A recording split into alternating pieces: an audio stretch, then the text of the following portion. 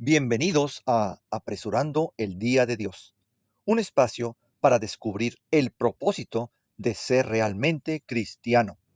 Esta es la segunda entrega de una serie sobre el Evangelio de Marcos. El título es Un día en el ministerio de Jesús.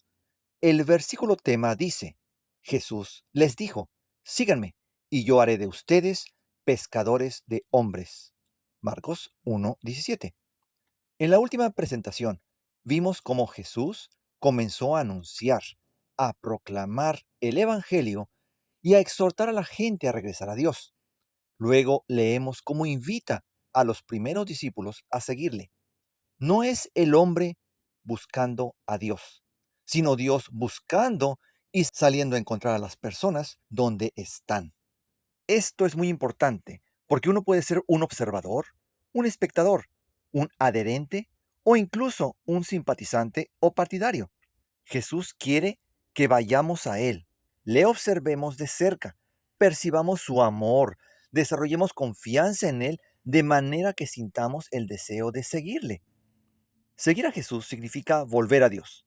Todo lo que Él hace conduce a sacarnos de este estado mortal que llamamos vida y a la completa restauración de su imagen en nosotros.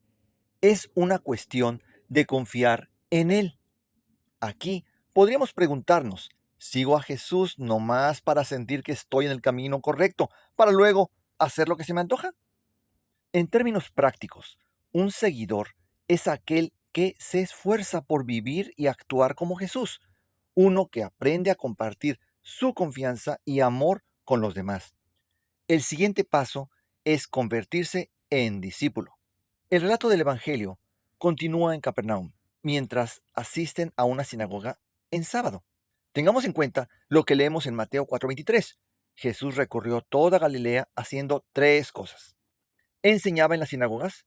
Una vez que la gente ya conoce el Evangelio, ya no es predicar, sino enseñar, instruir, etc. Predicaba las buenas nuevas del reino. En otras palabras, proclamaba, anunciaba el Evangelio a aquellos que todavía no lo conocían. Y la tercera es sanaba toda enfermedad y dolencia entre la gente. Ambas, la predicación y la enseñanza, son formas de comunicar la verdad bíblica y teológica. La predicación va en un solo sentido, mientras que la enseñanza va y viene. La enseñanza viene después de la predicación. Por cierto, cada evangelio define el reino de Dios de manera diferente. Para Mateo es un reino ético, donde todos enseñan y hacen lo que dice la Torah, la norma de Dios. Para Lucas es un alivio y liberación para los oprimidos, los marginados, etc. Para Juan es un reino regido por el Mesías, donde todos nacen de nuevo. Para Marcos es un reino donde Satanás es derrotado. La enseñanza de Jesús transmitía certeza. No estaba sermoneando. No daba largas charlas abstractas a la gente. No los dejaba confundidos o con dudas, como hacían los fariseos. Tampoco les daba homilías. Jesús no solo enseñó con autoridad, Mateo 7:29, Marcos 1:22, actuó con autoridad.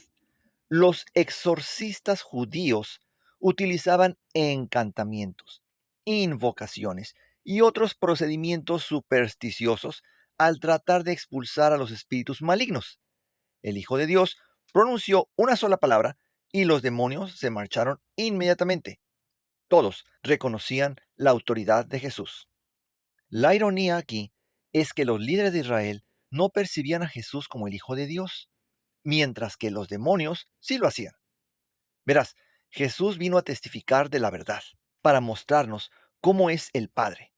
En esta etapa de su ministerio, su enfoque no era demostrar que Él era el Mesías. Ya después de su muerte y resurrección, cuando ya no había lugar para malas interpretaciones, es cuando instruyó a sus discípulos, que por cierto, para ese entonces ya no eran discípulos, sino apóstoles, a que le contaran a todos quién es Él. Permítanme subrayar la forma en que esto funciona. De ser un seguidor, nos convertimos en discípulos. Un discípulo es un estudiante, un aprendiz, o alumno. A partir de allí, aprendemos y nos convertimos en apóstoles o emisarios.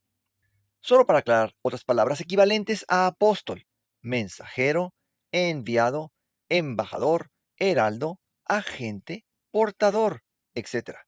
La idea es que nos convirtamos en seguidores para eventualmente llegar a ser agentes especiales de Dios. ¡Qué honor! Por cierto, cuando compartimos el mensaje de Dios, no debemos abrumar a la gente con demasiado conocimiento bíblico. Primero, hemos de presentarles a nuestro amigo Jesús.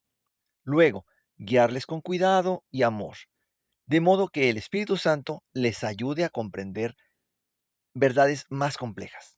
La adquisición de conocimientos es un proceso. Uno no aprende álgebra antes de aprender los números y las operaciones matemáticas básicas. Antes de predicar y enseñar, Jesús también sanaba.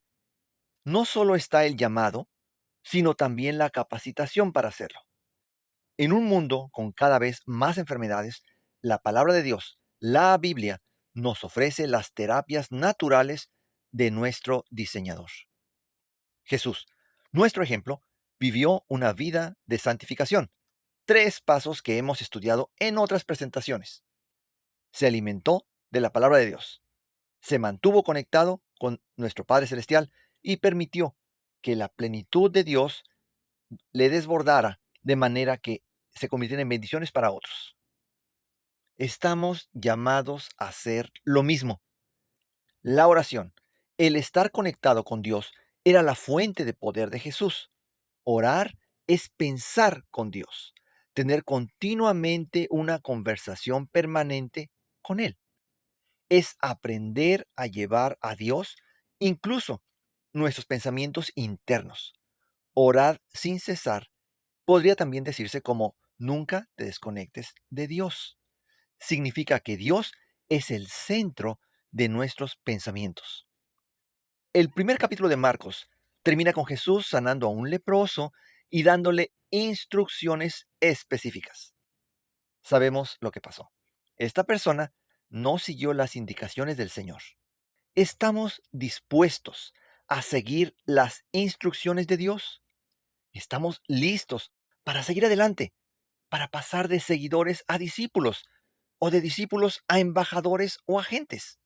Ahora es el momento propicio para unirte con nosotros en producir millones de oportunidades para el Espíritu Santo.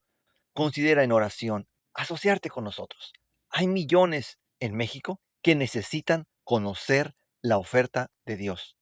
No podemos seguir permitiendo que el enemigo haga y deshaga mientras nosotros, los hijos de Dios, volteamos para otro lado.